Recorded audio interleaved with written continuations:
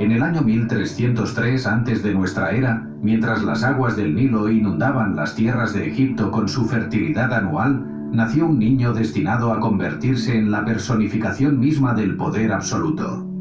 Este recién nacido, que recibió el nombre de Ramsés, llegó al mundo en el seno de una familia que ya había conocido el sabor del dominio supremo sobre las dos tierras. Su padre, Seti I, ocupaba el trono divino de los faraones, mientras que su madre, la reina Tuya, pertenecía a un linaje de mujeres nobles cuya influencia se extendía por los círculos más elevados del poder egipcio.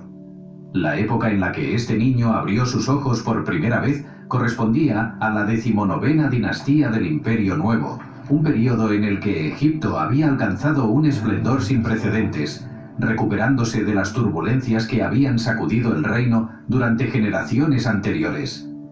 El contexto en el que transcurrió la infancia de Ramsés resultaba fundamental para comprender el tipo de gobernante en el que se convertiría. Egipto, bajo el mando de su padre Seti I, había emprendido una serie de campañas militares exitosas que habían restaurado la influencia egipcia en los territorios de Canaán y las tierras de Siria. Estas regiones, que conectaban el valle del Nilo con las civilizaciones de Mesopotamia y Anatolia, representaban no solamente posiciones estratégicas de valor incalculable, sino también fuentes de recursos naturales y rutas comerciales que alimentaban la prosperidad del reino.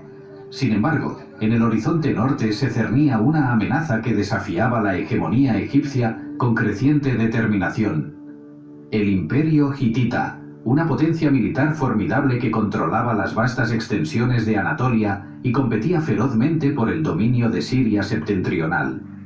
Desde sus primeros años de vida, el joven príncipe fue sometido a una educación extraordinariamente exigente que buscaba prepararlo para asumir las responsabilidades divinas que algún día recaerían sobre sus hombros.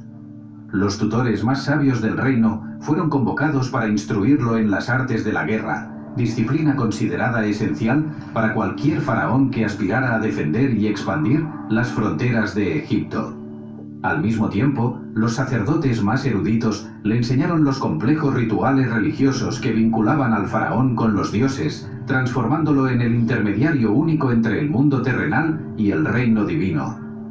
Los escribas más experimentados le transmitieron los secretos de la administración, mostrándole cómo gobernar un imperio que se extendía desde las cataratas de Nubia hasta las costas del Mediterráneo oriental. La confianza que Seti I depositó en las capacidades de su hijo resultó evidente cuando, a la edad extraordinariamente temprana de 10 años, el joven Ramsés recibió el título honorífico de comandante militar. Esta designación, aunque principalmente ceremonial en aquellos primeros años, permitió al príncipe acompañar a su padre en campañas militares, observando directamente las estrategias de combate y las tácticas de negociación que un gobernante egipcio debía dominar. Estas experiencias tempranas en el campo de batalla moldearon profundamente su carácter, inculcándole una comprensión visceral del poder militar como fundamento del prestigio real. Mientras cabalgaba junto a su padre a través de las polvorientas rutas que conducían hacia Siria, el joven príncipe absorbía lecciones que ningún tutor podría haberle enseñado dentro de los muros del palacio. Cuando Ramsés aún no había cumplido 20 años, su padre tomó una decisión que reveló la extraordinaria estima en la que tenía a su heredero. Seti I nombró a su hijo como corregente, otorgándole autoridad para gobernar conjuntamente las dos tierras. Esta práctica, aunque no desconocida en la historia egipcia, representaba un reconocimiento excepcional de las aptitudes del joven príncipe. Durante los años de corregencia, Ramsés no se limitó a observar pasivamente mientras su padre dirigía los asuntos del Estado. Por el contrario, asumió responsabilidades concretas en la administración del reino, participó activamente en ceremonias religiosas de importancia crucial y continuó perfeccionando sus habilidades militares mediante el liderazgo de expediciones menores hacia las fronteras meridionales de Nubia. La transición del poder se produjo alrededor del año 1279 antes de nuestra era, cuando la muerte de Seti I dejó el trono vacante y transformó al joven Ramsés en el gobernante supremo de Egipto. La ceremonia de coronación que siguió representó uno de los momentos más solemnes y elaborados de la vida religiosa egipcia. Durante estos rituales ancestrales, que se desarrollaron a lo largo de varios días, los sumos sacerdotes ungieron al nuevo faraón con aceites sagrados, le entregaron los símbolos tradicionales del poder divino como el cetro Heka y el flagelo Necaja, y proclamaron su transformación de mortal en Dios viviente. En ese momento trascendental, Ramsés adoptó su nombre de trono oficial, Usermatre Setepenre, que en la lengua del antiguo Egipto significaba «poderosa es la justicia de Ra, elegido de Ra», vinculando directamente su legitimidad con la divinidad solar más importante del panteón egipcio.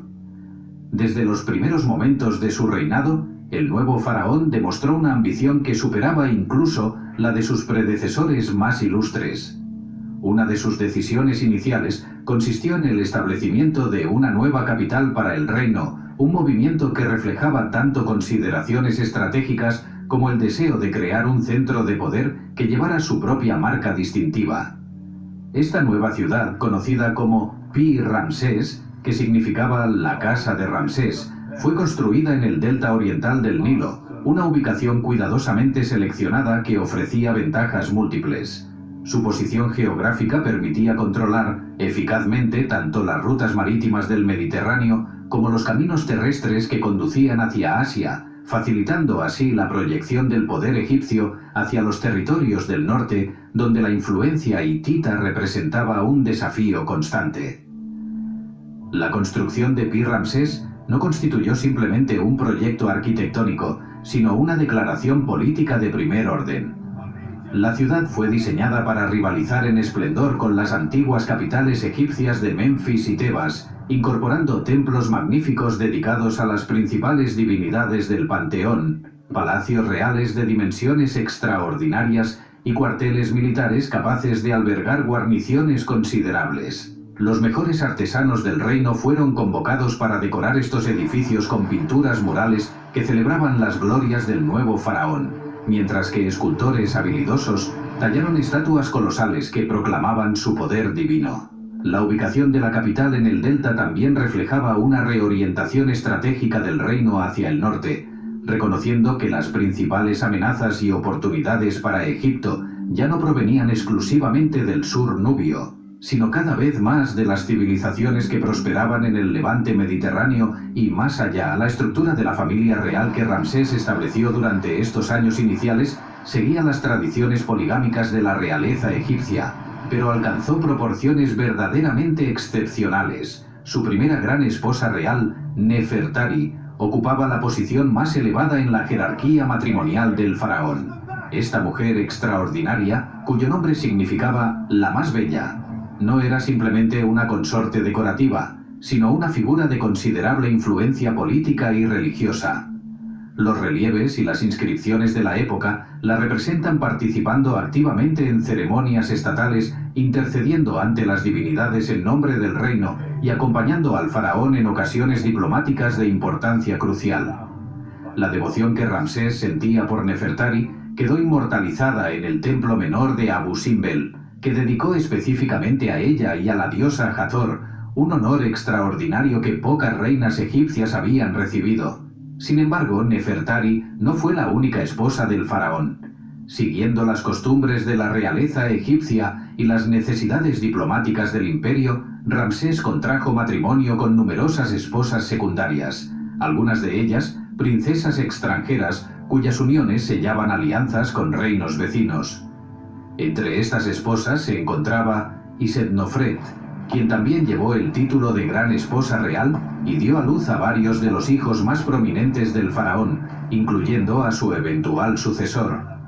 Las fuentes antiguas, aunque a veces poco fiables en sus cifras exactas, sugieren que el harén real de Ramsés alcanzó proporciones verdaderamente impresionantes y que el número de sus descendientes superó el centenar, una cifra que, aunque posiblemente exagerada, refleja la escala extraordinaria de su familia dinástica. Esta proliferación de descendientes reales no era simplemente el resultado de la inclinación personal del faraón, sino que servía a propósitos políticos concretos dentro del sistema de gobierno egipcio. Los hijos de Ramsés fueron colocados en posiciones de autoridad por todo el reino, desempeñando funciones como sumos sacerdotes en los principales templos, comandantes militares de guarniciones fronterizas y administradores de provincias clave. Esta práctica creaba una red familiar que reforzaba el control central del faraón sobre territorios distantes, asegurando que las posiciones más sensibles del Estado estuvieran ocupadas por individuos cuya lealtad personal hacia el gobernante resultaba incuestionable. Las hijas del faraón, aunque menos visibles en los registros históricos, también jugaban roles importantes, particularmente cuando sus matrimonios se utilizaban para fortalecer alianzas con familias nobles egipcias o con dinastías extranjeras. Durante estos años formativos de su reinado, Ramsés también se ocupó meticulosamente de establecer su legitimidad religiosa ante el pueblo egipcio.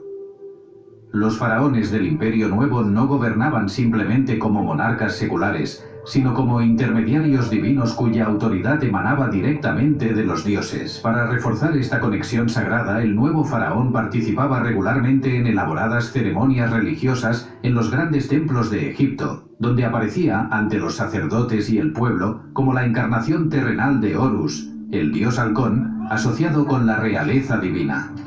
Al mismo tiempo, las inscripciones oficiales comenzaron a enfatizar su relación especial con Amón-Ra, la divinidad suprema del panteón tebano, presentando al faraón como el hijo predilecto del dios solar. La iconografía real desarrollada durante el reinado temprano de Ramsés estableció patrones visuales que persistirían a lo largo de sus décadas en el trono. Las representaciones del faraón lo mostraban invariablemente como un guerrero joven y vigoroso, independientemente de su edad real, simbolizando el poder eterno e inmutable de la institución faraónica. Estas imágenes lo representaban portando las coronas tradicionales de las dos tierras, la corona blanca del Alto Egipto y la corona roja del Bajo Egipto, frecuentemente combinadas en la doble corona que simbolizaba la unificación del reino. Los artistas reales también desarrollaron un estilo distintivo para representar el rostro del faraón, con rasgos idealizados que combinaban majestuosidad divina con cierta humanidad accesible, creando una imagen que resultaba simultáneamente imponente y reconocible. Mientras consolidaba su autoridad interna, Ramsés también dirigía su atención hacia las fronteras del imperio, consciente de que la grandeza de un faraón se medía no solamente por sus logros domésticos, sino también por su capacidad para defender y expandir los territorios egipcios. Las tensiones con el imperio hitita, que su padre había contenido mediante campañas militares periódicas, continuaban siendo la principal preocupación estratégica del reino. Los hititas, desde su capital en Hattusa en el corazón de Anatolia, habían construido un imperio formidable que competía directamente con Egipto por el control de las lucrativas ciudades-estado de Siria. Estas ciudades, situadas en la encrucijada de importantes rutas comerciales, cambiaban frecuentemente de lealtad entre las dos potencias, dependiendo de cuál parecía militarmente más fuerte en un momento dado. Los primeros años del reinado de Ramsés estuvieron marcados por expediciones militares menores hacia estas regiones disputadas, campañas diseñadas tanto para mantener la presencia egipcia en la zona como para proporcionar al joven faraón experiencia adicional en el liderazgo militar independiente.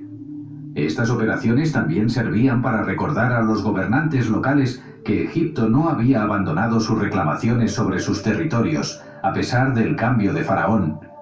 Sin embargo, tanto Ramsés como sus consejeros más experimentados comprendían que una confrontación decisiva con el poder hitita resultaba inevitable si Egipto deseaba asegurar permanentemente su dominio sobre Siria meridional. La administración del vasto imperio egipcio durante estos años requería una burocracia sofisticada que había evolucionado a lo largo de siglos. El faraón, aunque teóricamente poseía poder absoluto, dependía en la práctica de una jerarquía compleja de oficiales que implementaban sus políticas por todo el reino. El visir, la posición administrativa más elevada después del faraón mismo, supervisaba la recaudación de impuestos, la administración de justicia y la coordinación de proyectos de construcción a gran escala. Los escribas reales, miembros de una élite educada que dominaba el complejo sistema de escritura jeroglífica, mantenían registros meticulosos de todos los aspectos de la vida económica y administrativa del reino. Los tesoreros reales gestionaban las enormes riquezas que fluían hacia las arcas del faraón desde las minas de oro de Nubia, las canteras de piedra preciosa del desierto oriental y los tributos de las provincias conquistadas. La economía egipcia durante el reinado de Ramsés se basaba fundamentalmente en la agricultura del Valle del Nilo, cuya fertilidad extraordinaria resultaba de las inundaciones anuales del río.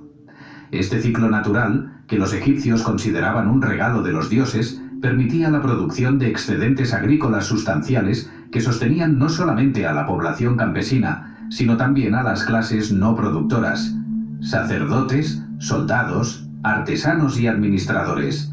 El sistema de redistribución controlado por el Estado recogía estos excedentes en forma de impuestos en especie, principalmente grano, que luego se distribuía como salarios a los empleados del gobierno y se almacenaba en graneros reales para prevenir hambrunas durante años de inundaciones inadecuadas.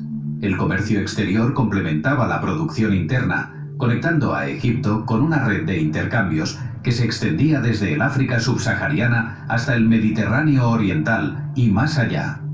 Las expediciones comerciales egipcias viajaban regularmente hacia la tierra de Punt, probablemente ubicada en la costa del Cuerno de África, para obtener incienso, mirra y otras sustancias aromáticas esenciales para los rituales religiosos.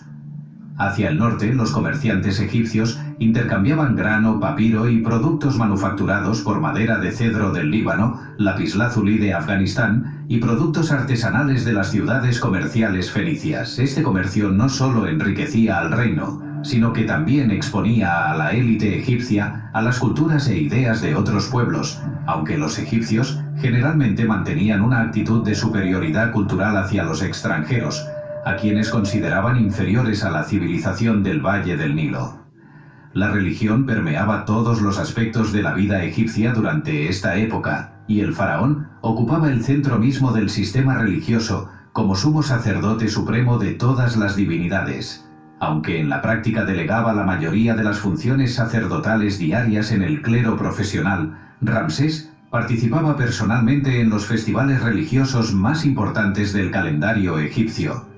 Durante estas celebraciones, que podían durar varios días, el faraón realizaba rituales elaborados que, según la creencia egipcia, mantenían el orden cósmico y aseguraban la continuación de los ciclos naturales que sostenían la vida. La fiesta de Opet en Tebas, durante la cual la estatua del dios Amón era transportada en procesión desde el templo de Karnak hasta el templo de Luxor, representaba una de estas ocasiones, y la participación visible del faraón en estos rituales reforzaba su papel como vínculo entre los mundos humano y divino.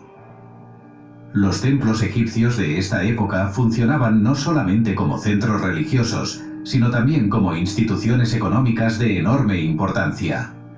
Los grandes complejos templarios de Karnak, Luxor y otros sitios sagrados poseían vastas extensiones de tierra agrícola, talleres de artesanos, rebaños de ganado y derechos sobre minas y canteras. Los sacerdotes que servían en estos templos formaban una clase poderosa cuya cooperación resultaba esencial para la estabilidad del reino. Ramsés, consciente de esta realidad política, cultivó cuidadosamente las relaciones con el clero más influyente, particularmente con los sacerdotes de Amón en Tebas, mediante generosas donaciones de tierras, tesoros y privilegios fiscales. Al mismo tiempo, el faraón se aseguró de que sus propios hijos ocuparan posiciones clave dentro de la jerarquía sacerdotal, manteniendo así el control real sobre estas instituciones potencialmente autónomas. La vida cotidiana en el Egipto de Ramsés variaba enormemente dependiendo de la posición social de cada individuo. La vasta mayoría de la población consistía en campesinos que trabajaban las tierras del Valle del Nilo, viviendo en aldeas de casas de adobe y siguiendo ritmos de vida dictados por las estaciones agrícolas. Durante los meses de la inundación, cuando los campos permanecían cubiertos por las aguas del Nilo, muchos de estos campesinos eran reclutados para trabajar en los grandes proyectos de construcción del faraón, una forma de impuesto laboral que proporcionaba la mano de obra masiva necesaria para erigir templos, tumbas y monumentos. Los artesanos especializados que vivían en ciudades y pueblos disfrutaban de un estatus algo superior, particularmente aquellos cuyas habilidades eran particularmente valoradas, como los escultores, orfebres y fabricantes de cerámica fina. La élite egipcia, compuesta por nobles, altos funcionarios y sacerdotes senior, habitaba en villas elegantes decoradas con pinturas murales y amuebladas con objetos de considerable lujo. Estas familias privilegiadas educaban a sus hijos en la escritura jeroglífica y en las tradiciones administrativas, perpetuando así su posición social a través de las generaciones. Las mujeres de la élite egipcia, aunque subordinadas legalmente a los hombres, disfrutaban de derechos comparativamente extensos para los estándares del mundo antiguo, pudiendo poseer propiedades, iniciar procedimientos legales y participar en transacciones comerciales. Sin embargo, las posiciones de mayor autoridad política y religiosa permanecían reservadas casi exclusivamente para los hombres, con la notable excepción de la institución de la Gran Esposa Real, que otorgaba a ciertas mujeres una influencia considerable en los asuntos del Estado. Mientras Ramsés consolidaba su poder durante estos años iniciales, también comenzó a planificar los proyectos monumentales que definirían su reinado y asegurarían su memoria para la eternidad. La mentalidad egipcia de esta época estaba profundamente preocupada por la inmortalidad, no solamente en el sentido espiritual de la vida después de la muerte, sino también en el sentido más concreto de la preservación del nombre y la memoria de uno en la tierra. Los faraones, más que cualquier otro egipcio, poseían los recursos para perseguir esta inmortalidad terrenal mediante la construcción de monumentos que proclamaran su grandeza a las generaciones futuras. Ramsés, desde el principio de su reinado, demostró una determinación extraordinaria de superar a todos sus predecesores en esta búsqueda de la gloria permanente. Sin embargo, antes de que pudiera dedicarse completamente a estos proyectos de construcción, el joven faraón enfrentaba un desafío más inmediato: la necesidad de establecer su reputación militar mediante una victoria decisiva que demostrara al pueblo egipcio y a los reinos extranjeros que el nuevo gobernante del Nilo era digno de la herencia de sus antepasados guerreros. Esta oportunidad se presentaría en el norte de Siria, donde la confrontación largamente pospuesta con el imperio hitita finalmente estallaría en una batalla que Ramsés transformaría en el evento definidor de su reinado, independientemente de su resultado militar real. En el quinto año de su reinado, cuando Ramsés había consolidado suficientemente su autoridad sobre el valle del Nilo y sus territorios tributarios, el faraón decidió que había llegado el momento de enfrentar directamente la amenaza hitita que acechaba las fronteras septentrionales de su imperio. La decisión de lanzar una campaña militar de gran envergadura hacia Siria no fue tomada impulsivamente, sino que resultó de meses de preparativos meticulosos que involucraron la movilización de recursos de todo el reino. Los graneros reales fueron vaciados para proporcionar raciones suficientes para un ejército que permanecería alejado de sus bases durante varios meses, mientras que los talleres de armas trabajaban incesantemente para producir espadas de bronce, puntas de flecha, lanzas y los demás implementos necesarios para equipar a miles de soldados.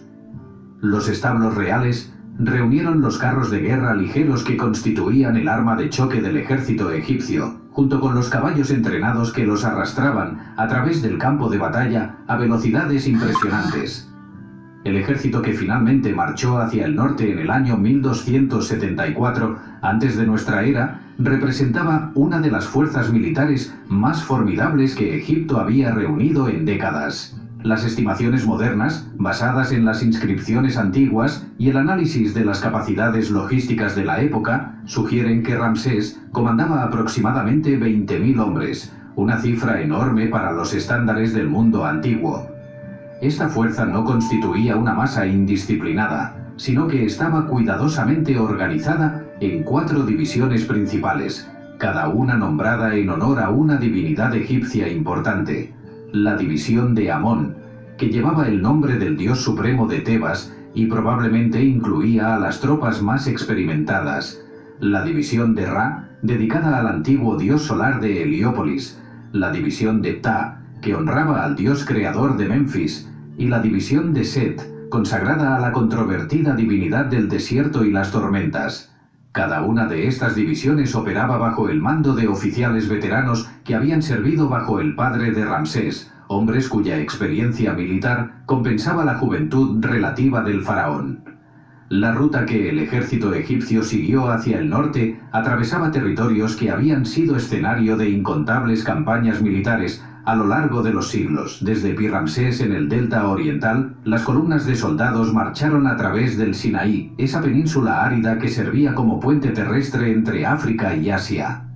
Los pozos excavados durante campañas anteriores proporcionaban agua esencial para las tropas y los animales, mientras que fortalezas egipcias establecidas a lo largo de la ruta, conocidas como el Camino de Horus, ofrecían puntos de descanso y reabastecimiento. Una vez atravesado el Sinaí, el ejército entró en Canaán, progresando hacia el norte a través de ciudades costeras que reconocían la soberanía egipcia, o al menos no se atrevían a desafiar abiertamente al poderoso ejército que transitaba por sus territorios. Las marchas diarias eran agotadoras, con columnas de soldados avanzando bajo el sol implacable del levante, levantando nubes de polvo que se extendían por kilómetros a lo largo del camino. El objetivo específico de esta campaña era la ciudad de Kadesh, un centro urbano fortificado situado en el valle del río Orontes, en lo que hoy constituye territorio sirio cerca de la frontera con el Líbano.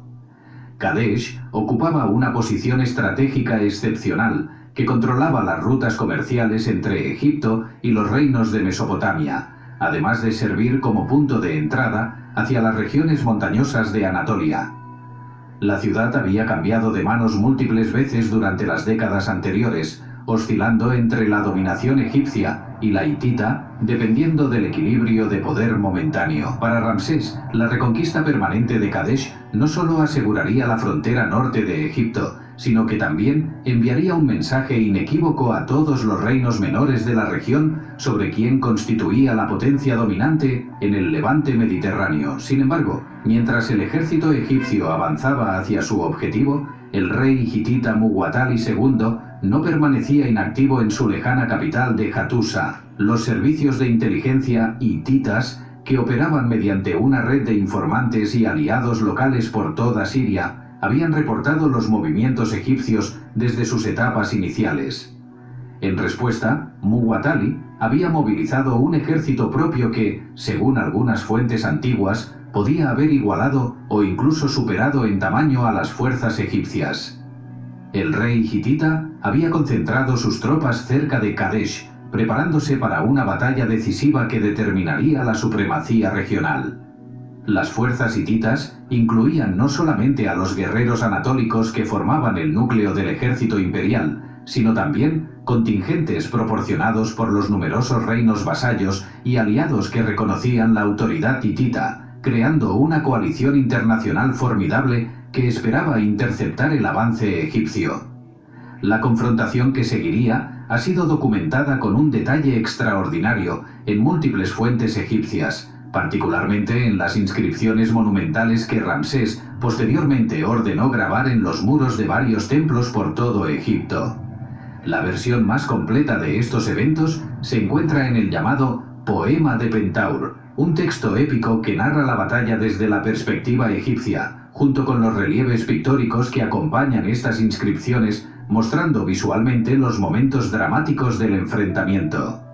Sin embargo, los historiadores modernos reconocen que estos relatos egipcios, aunque invaluables como fuentes históricas, constituyen esencialmente propaganda real diseñada para magnificar el heroísmo personal del faraón y minimizar cualquier aspecto problemático de la campaña. Según estas narrativas egipcias, cuando el ejército de Ramsés se aproximaba a Kadesh a finales de la primavera del año 1274 antes de nuestra era, la división de Amón, que incluía al faraón mismo, marchaba a la vanguardia del ejército, mientras que las otras tres divisiones seguían a cierta distancia por detrás. Esta disposición, aunque tácticamente arriesgada al dividir las fuerzas egipcias, reflejaba probablemente la confianza del joven faraón en su capacidad para alcanzar Kadesh rápidamente y establecer un campamento fortificado antes de que las fuerzas hititas pudieran responder efectivamente. Los exploradores egipcios que se adelantaban al ejército principal capturaron a 2 beduinos locales que afirmaron ser desertores del ejército hitita. Estos prisioneros, cuando fueron interrogados, proporcionaron información aparentemente crucial. Según sus testimonios, el ejército hitita se encontraba todavía muy al norte, en las cercanías de Alepo, a varios días de marcha de Kadesh, y el rey Muwatalli supuestamente temía enfrentar al poderoso ejército egipcio en batalla abierta. Esta inteligencia, que resultó ser completamente falsa, constituía parte de un elaborado engaño orquestado por los comandantes hititas. Los 2 desertores eran en realidad espías entrenados cuya misión consistía en transmitir información errónea que induciría a Ramsés a bajar la guardia. El estratagema funcionó perfectamente. Convencido de que disponía de tiempo abundante para establecer su posición antes de cualquier confrontación, el faraón ordenó a la división de Amón acelerar su marcha y establecer un campamento en una llanura al noroeste de Kadesh, sin esperar a que las divisiones rezagadas alcanzaran su posición. Esta decisión, tomada en base a inteligencia defectuosa, colocaría al ejército egipcio en una situación de vulnerabilidad extrema que casi resulta en un desastre militar completo. Mientras los soldados de la división de Amón comenzaban a establecer el campamento, erigiendo tiendas y preparando las defensas perimetrales, los exploradores egipcios capturaron a 2 espías hititas genuinos en las cercanías. Bajo interrogatorio, estos hombres revelaron la verdad aterradora. El ejército hitita no se encontraba a días de distancia, sino que estaba desplegado inmediatamente al otro lado de Kadesh, oculto detrás de la ciudad misma, y se preparaba para atacar. La magnitud de este error de inteligencia se hizo inmediatamente evidente para Ramsés y sus oficiales. La división de Amón se encontraba peligrosamente aislada, con la división de Ra aproximándose pero todavía a considerable distancia, mientras que las divisiones de Ta y Set permanecían mucho más atrás en la línea de marcha. El campamento egipcio, apenas comenzado y lejos de estar adecuadamente fortificado, presentaba un objetivo vulnerable para un ataque sorpresa hitita. Casi inmediatamente después de este descubrimiento alarmante, la pesadilla táctica se materializó. Una fuerza masiva de carros de guerra hititas, que las fuentes egipcias estiman en varios miles, aunque esta cifra podría estar exagerada, apareció súbitamente desde detrás de Kadesh y se lanzó contra la división de Ra, que marchaba hacia el campamento a través de terreno abierto. El impacto de esta carga de carros fue devastador. Los carros hititas, más pesados que sus contrapartes egipcias y tripulados por 3 hombres en lugar de 2, chocaron contra las columnas egipcias como una avalancha de bronce y madera, dispersando las formaciones de infantería y sembrando el pánico entre las tropas sorprendidas. La división de Ra, atacada completamente por sorpresa y atrapada en formación de marcha en lugar de formación de combate, se desintegró rápidamente. Los soldados supervivientes huyeron en todas direcciones, muchos de ellos corriendo hacia el campamento donde se encontraba el faraón, llevando consigo el terror y la confusión. Los carros hititas victoriosos, después de dispersar la división de Ra, continuaron su ímpetu hacia el campamento de la división de Amón, donde Ramsés observaba el desarrollo de la batalla con creciente alarma. Lo que siguió constituye el momento central del relato épico egipcio, el episodio que Ramsés transformaría en la narrativa definidora de todo su reinado. Según el poema de Bentaur y los relieves que lo acompañan, el faraón se encontró repentinamente rodeado por fuerzas enemigas, separado de la mayor parte de su ejército, con sus líneas de comunicación cortadas y aparentemente destinado a la captura o la eliminación. En este momento de crisis suprema, las inscripciones egipcias relatan cómo Ramsés invocó al dios Amón, clamando por asistencia divina y recordándole a la divinidad los muchos templos y ofrendas que había dedicado en su honor. La narrativa egipcia presenta lo que siguió como un milagro militar inspirado directamente por la intervención divina. Ramsés, montado en su carro y acompañado únicamente por su escudero personal y sus guardias más cercanos, supuestamente se lanzó personalmente contra las hordas hititas que amenazaban con abrumar su campamento. Las inscripciones describen al faraón combatiendo con valor sobrehumano, dispersando a los enemigos a su paso, causando tales bajas entre los hititas que estos comenzaron a retroceder ante su furia divina. Los relieves que acompañan estos textos muestran a Ramsés, de tamaño heroico y claramente bajo protección divina, disparando flechas con precisión letal mientras su carro atraviesa masas de enemigos desorganizados. El texto épico afirma dramáticamente que el faraón cargó 6 veces contra el enemigo, cada vez dispersando a los hititas y reanimando la moral de sus tropas aterrorizadas.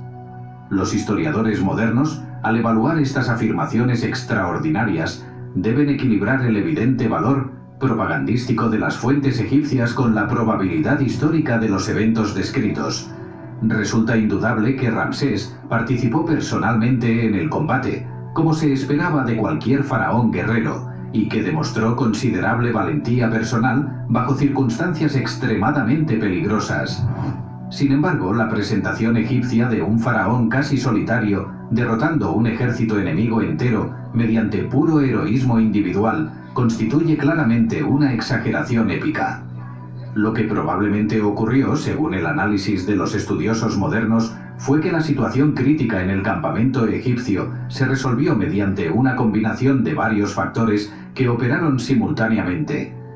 En primer lugar, los carros hititas que habían penetrado en el campamento egipcio aparentemente perdieron cohesión táctica en su momento de victoria.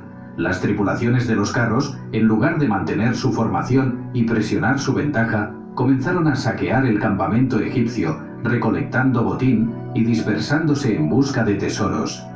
Este comportamiento, aunque comprensible desde una perspectiva humana, dado que los soldados antiguos frecuentemente consideraban el pillaje como una parte legítima de su compensación, resultó tácticamente desastroso. Los carros dispersos y desorganizados presentaban objetivos mucho más vulnerables que las formaciones compactas y coordinadas, permitiendo que las fuerzas egipcias que permanecían organizadas los atacaran con mayor efectividad. En segundo lugar, aunque el grueso del ejército egipcio había sido dispersado o permanecía demasiado distante para intervenir, una unidad de élite conocida en las fuentes como los Nearín apareció en el campo de batalla en el momento crucial. El origen exacto de estos Nearín ha sido objeto de considerable debate académico. Algunas interpretaciones sugieren que constituían una fuerza de reserva canaanita o amorita que había sido destacada para operar independientemente del ejército principal, mientras que otras propuestas los identifican como mercenarios extranjeros o tropas egipcias que habían marchado por una ruta alternativa. Independientemente de su identidad precisa, su llegada al campo de batalla en el momento oportuno cambió fundamentalmente la dinámica del combate. Atacando los carros hititas dispersos desde el flanco, los Nearín contribuyeron significativamente a detener el avance enemigo y crear suficiente espacio para que las fuerzas egipcias desorganizadas comenzaran a reagruparse.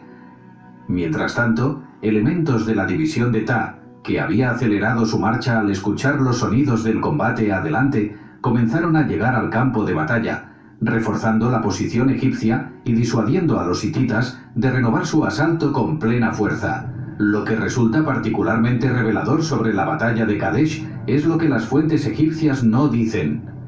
A pesar de las afirmaciones triunfalistas del poema de Pentaur, la realidad táctica sugiere que el resultado de la batalla fue, en el mejor de los casos, un empate. Ramsés logró evitar el desastre completo que había amenazado cuando su ejército fue sorprendido y dispersado, y las fuerzas egipcias mantuvieron el control del campo de batalla inmediato al finalizar el día de combate. Sin embargo, esta supervivencia difícilmente constituía la victoria decisiva que el faraón había buscado al lanzar su campaña. La ciudad de Kadesh, el objetivo estratégico de toda la expedición, permanecía firmemente en manos hititas. El ejército hitita, aunque había fallado en destruir las fuerzas egipcias o capturar al faraón, permanecía intacto como una amenaza formidable. Las inscripciones egipcias mencionan brevemente que hubo combates adicionales durante el día siguiente a la batalla principal, sugiriendo que ninguno de los dos bandos había logrado una victoria tan completa como para forzar al otro a retirarse inmediatamente del área. Enfrentado con esta situación ambigua, Ramsés aparentemente tomó la decisión de retirarse hacia territorio egipcio. Las fuentes egipcias presentan esta retirada como una decisión voluntaria de un faraón victorioso que había logrado sus objetivos, pero el contexto estratégico sugiere que el ejército egipcio, habiendo sufrido bajas considerables y enfrentando un enemigo que todavía controlaba la ciudad fortificada que constituía el objetivo de la campaña, simplemente no estaba en posición de continuar operaciones ofensivas efectivas. La marcha de regreso a través de Siria y Canaán hacia Egipto debe haber sido una experiencia sobria para las tropas egipcias, que habían partido con expectativas de victoria decisiva y regresaban sin haber logrado sus objetivos territoriales primarios. Para Muwatalli y los hititas, la batalla también representó una oportunidad perdida. El rey hitita había logrado sorprender al ejército egipcio, dispersar 2 de sus 4 divisiones principales y crear las condiciones para una victoria potencialmente devastadora que podría haber resultado en la captura del faraón mismo. Sin embargo, la pérdida de cohesión entre sus fuerzas de carros durante el momento crítico de su éxito inicial, combinada con las intervenciones oportunas que estabilizaron la posición egipcia, permitió que Ramsés escapara de la trampa táctica. Los hititas mantuvieron el control de Kadesh y la región circundante, confirmando su posición como la potencia dominante en el norte de Siria, pero no habían logrado infligir el golpe decisivo contra el poder egipcio que podría haber alterado permanentemente el equilibrio de poder regional. Lo verdaderamente extraordinario sobre la batalla de Kadesh no fue su resultado militar, que resultó esencialmente inconcluso, sino la manera en que Ramsés transformó este empate táctico en su mayor triunfo propagandístico. Al regresar a Egipto, el faraón ordenó que la historia de su supuesta victoria heroica fuera inscrita en 1800 los muros de múltiples templos por todo el reino. El templo de Luxor, el Rameseum, en la orilla occidental de Tebas, el templo de Abidos, Abu Simbel, en Nubia, e incluso templos en sitios menores, todos recibieron versiones del Poema de Pentaur, junto con relieves elaborados que mostraban las escenas dramáticas del combate. Esta campaña de propaganda, a una escala sin precedentes, aseguró que cada egipcio que visitara cualquier templo importante del reino sería expuesto a la narrativa oficial de la batalla, presentando a Ramsés como un guerrero heroico cuyo valor personal había salvado a Egipto de la destrucción. Los relieves que acompañaban estos textos proporcionaban una narrativa visual poderosamente efectiva. Las escenas mostraban la secuencia completa de eventos: el campamento egipcio siendo establecido, la llegada súbita de los carros hititas, el caos de la batalla y, crucialmente, la figura dominante del faraón, representado a escala heroica mucho mayor que cualquier otra figura, combatiendo valientemente contra enemigos innumerables. Estas representaciones visuales eran accesibles incluso para los egipcios analfabetos, que no podían leer las inscripciones jeroglíficas, asegurando que el mensaje de la victoria faraónica alcanzara a toda la población del reino. La repetición constante de esta narrativa en múltiples sitios creaba lo que los académicos modernos reconocen como una de las campañas de propaganda política más efectivas del mundo antiguo. Sin embargo, a pesar de esta propaganda triunfalista, las realidades estratégicas de la situación regional no habían cambiado fundamentalmente. Kadesh permanecía bajo control hitita y la frontera disputada entre los dos imperios continuaba siendo una fuente de tensión e inestabilidad.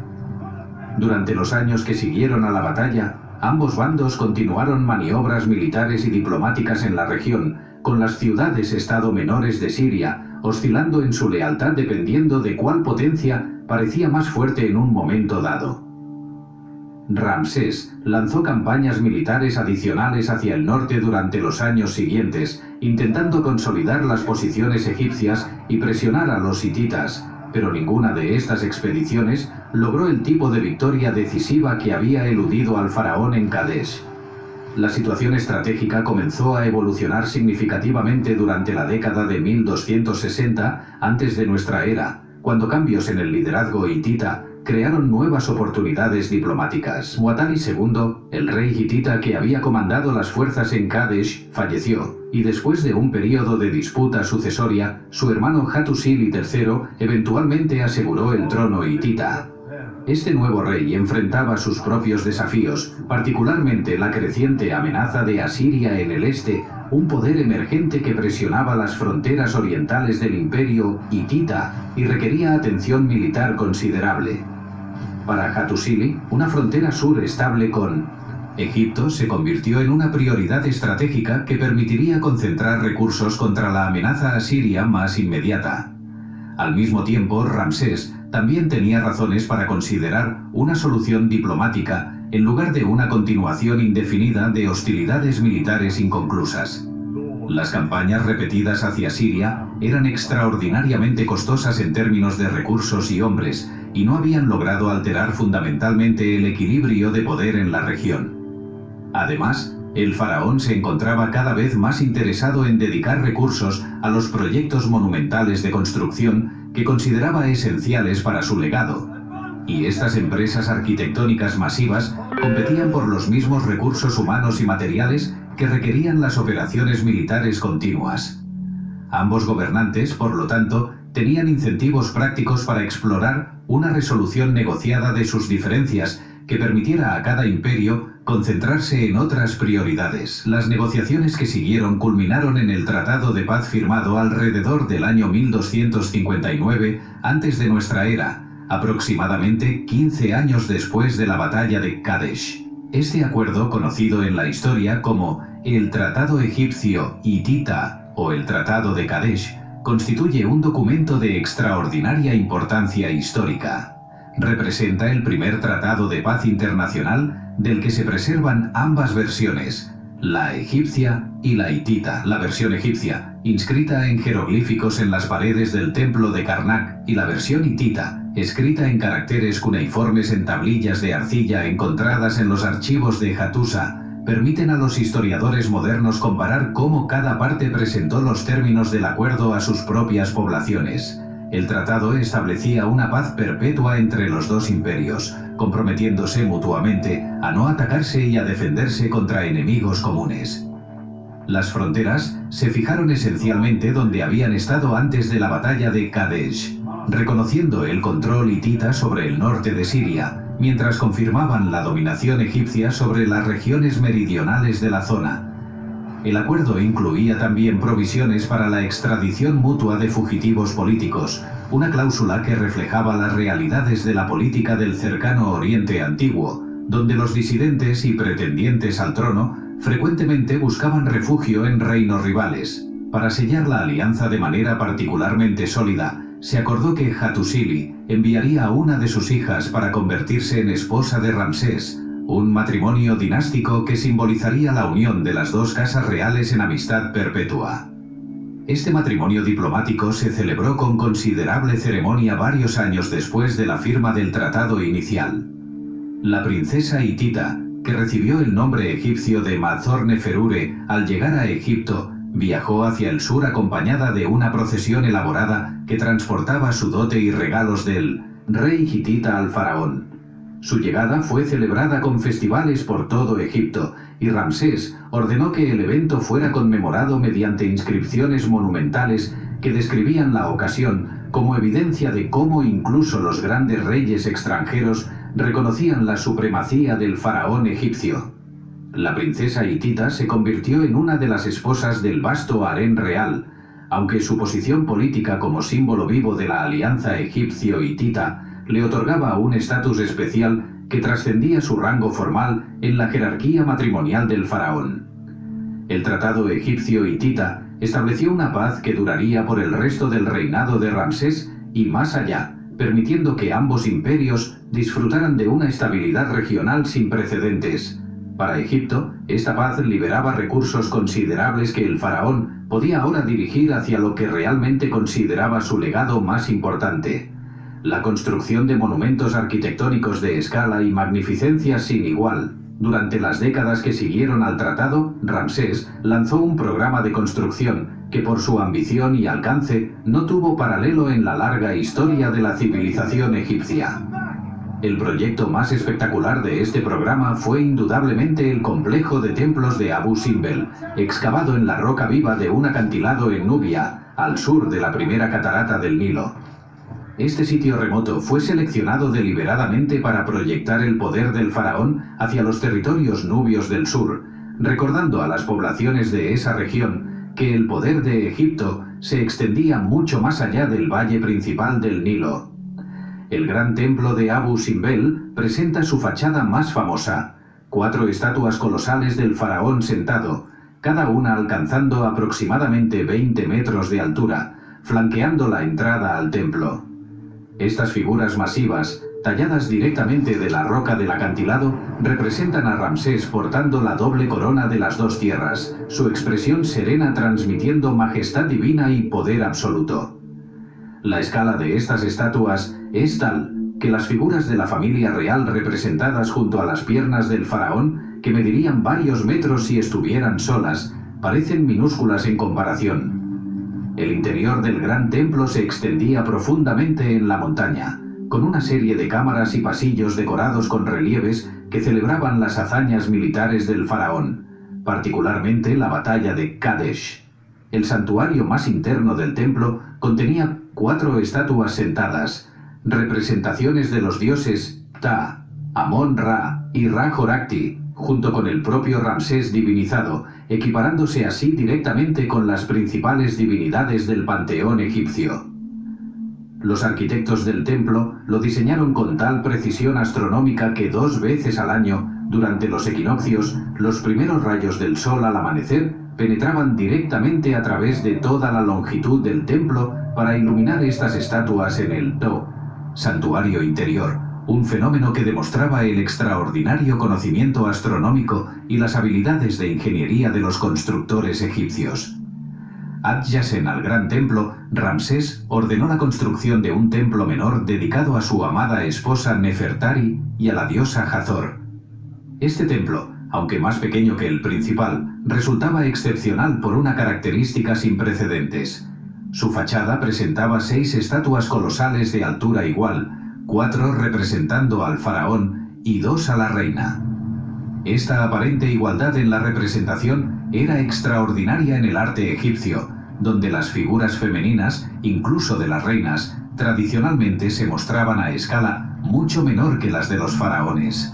La dedicación de un templo completo a Nefertari, junto con esta representación casi igualitaria, reflejaba el afecto genuino que Ramsés sentía por esta esposa particular y el respeto que tenía por su papel como gran esposa real. Mientras los monumentos de Abu Simbel surgían de la piedra nubiana, Ramsés dirigía simultáneamente proyectos de construcción igualmente ambiciosos en el corazón mismo de Egipto. En la orilla occidental de Tebas, frente a los grandes templos de Karnak y Luxor, el faraón ordenó la construcción de su templo funerario, una estructura masiva que las generaciones posteriores conocerían como el Ramesseum. Este complejo arquitectónico no solo serviría como lugar de culto para el faraón después de su eventual muerte, sino que también funcionaba como un centro económico y administrativo de considerable importancia durante su vida. El diseño del Ramesseum seguía el patrón tradicional de los templos funerarios reales egipcios, con una serie de patios progresivamente más elevados y restringidos que conducían hacia el santuario interior más sagrado. Pero la escala del complejo superaba considerablemente a la mayoría de sus predecesores. La característica más impresionante del Ramesseum era una estatua colosal del faraón sentado que originalmente dominaba el primer patio del templo. Esta figura, tallada en un solo bloque de granito rosa traído desde las canteras de Asuán, se estima que pesaba más de 1000 toneladas y alcanzaba una altura de aproximadamente 17 metros cuando estaba intacta. El traslado de este monolito desde las canteras hasta el sitio de construcción, una distancia de más de 200 kilómetros a lo largo del Nilo, representa una hazaña de ingeniería que desafía la imaginación moderna. Miles de trabajadores deben haber estado involucrados en el proceso, utilizando trineos de madera, rodillos, cuerdas y la fuerza bruta humana para mover gradualmente la enorme piedra, aprovechando probablemente las inundaciones anuales del Nilo para transportar el bloque en barcazas especialmente construidas durante la parte del viaje que podía realizarse por agua. Los muros del Ramesseum estaban cubiertos con relieves elaborados que narraban las hazañas del faraón, prestando particular atención, como era de esperarse, a la batalla de Kadesh. Estas escenas presentaban los momentos dramáticos del combate con gran detalle visual, mostrando la confusión de la batalla, los carros en movimiento, los soldados cayendo y, por supuesto, la figura heroica del faraón en el centro de la acción. Sin embargo, el templo también incluía escenas de las ceremonias religiosas asociadas con el culto funerario real, representaciones de las procesiones de dioses que aseguraban el paso del faraón al más allá, y textos religiosos diseñados para garantizar la inmortalidad espiritual del gobernante. El complejo incluía también almacenes masivos para guardar las ofrendas dedicadas al culto del faraón difunto, bibliotecas para los textos sagrados y residencias para los sacerdotes que mantendrían perpetuamente los rituales funerarios. En Tebas misma, Ramsés emprendió adiciones significativas a los dos grandes complejos templarios que ya dominaban la ciudad, Karnak y Luxor. En Karnak, el vasto complejo dedicado principalmente al dios Amón, el faraón ordenó la construcción de un gran salón hipóstilo que constituiría uno de los espacios interiores más impresionantes del mundo antiguo. Este salón, iniciado por su padre Seti I, pero completado y decorado bajo Ramsés, contenía 134 columnas de piedra maciza, las 12 columnas centrales alcanzando más de 20 metros de altura y más de 3 metros de diámetro. El efecto de caminar entre este bosque de piedra debe haber sido abrumador para los antiguos visitantes, creando una atmósfera de majestuosidad divina que reforzaba el poder de los dioses y, por extensión, del faraón que servía como su intermediario terrenal. Cada una de estas columnas masivas estaba cubierta con relieves intrincados e inscripciones jeroglíficas que celebraban las relaciones del faraón con las divinidades, narraban sus logros militares y proclamaban su legitimidad divina. Los capiteles de las columnas adoptaban la forma de flores de papiro, abiertas o cerradas, evocando los pantanos primordiales del mito de creación egipcio. El techo del salón, sostenido por estas columnas monumentales, estaba decorado con estrellas doradas contra un fondo azul oscuro, recreando la bóveda celeste y simbolizando que el templo constituía un microcosmos del universo mismo. Los rayos de luz que penetraban a través de las ventanas de celosía en la parte superior de las paredes creaban dramáticos efectos de claroscuro que magnificaban la sensación de misterio y santidad del espacio.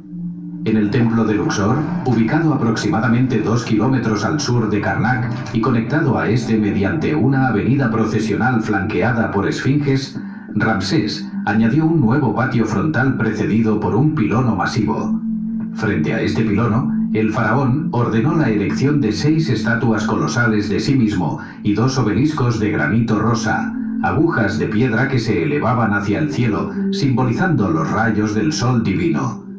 Uno de estos obeliscos permanece en su ubicación original en Luxor, mientras que el otro fue transportado a París en el siglo XIX y ahora se encuentra en el centro de la Place de la Concorde, un regalo del gobierno egipcio a Francia que ha permitido que millones de personas en Europa occidental contemplen directamente un monumento creado por Ramsés hace más de 3 milenios. Las paredes del pilono de Luxor fueron decoradas con relieves monumentales que, predeciblemente, representaban escenas de la batalla de Kadesh. Estas imágenes presentaban el ahora familiar repertorio iconográfico: el faraón en su carro disparando flechas contra los enemigos hititas, las fuerzas egipcias atacando la ciudad fortificada y los enemigos huyendo en desorden ante la furia divina del gobernante egipcio. La repetición constante de estas imágenes en múltiples templos por todo Egipto aseguraba que la narrativa oficial de la batalla permaneciera prominente en la conciencia pública egipcia, transformando un empate táctico histórico en una victoria legendaria grabada en piedra para la eternidad. Sin embargo, quizás el aspecto más notable del programa de construcción de Ramsés no fue la creación de nuevos monumentos, sino su práctica sistemática de apropiarse de